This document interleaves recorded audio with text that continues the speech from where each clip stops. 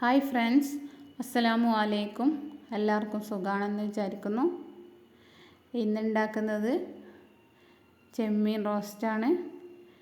ഒരു ചട്ടിയിലേക്ക് കുറച്ച് വെളിച്ചെണ്ണ ഒഴിച്ച് കൊടുക്കുക. ഒരു തക്കാളി മുറിച്ചതും കൂടി ഇട്ട് കൊടുക്കുക. 1.5 സ്പൂൺ മുളക് പൊടിയും 1/2 സ്പൂൺ മല്ലിപ്പൊടിയും കുറച്ച് വെളുത്തുള്ളി ചതച്ചതും ഒരു നുള്ളു ഉലുവയും ആവശ്യത്തിന് ഉപ്പും ഇട്ട് ഇതൊന്ന് നന്നായിട്ട് മിക്സാക്കി എടുക്കാം.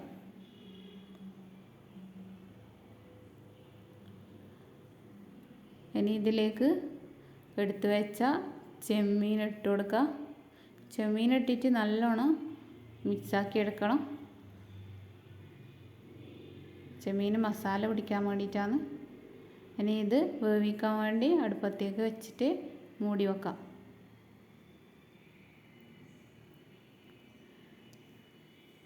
ഇനി ഇത് തുറന്നിട്ടൊന്ന് ഇളക്കി കൊടുക്കാം.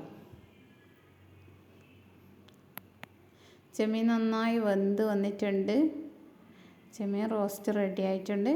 ഇഷ്ടമായ എല്ലാവരും ട്രൈ ചെയ്യുക. വീഡിയോ ഇഷ്ടമായ ലൈക്കും ഷെയറും സബ്സ്ക്രൈബും ചെയ്യാൻ മറക്കരുത്.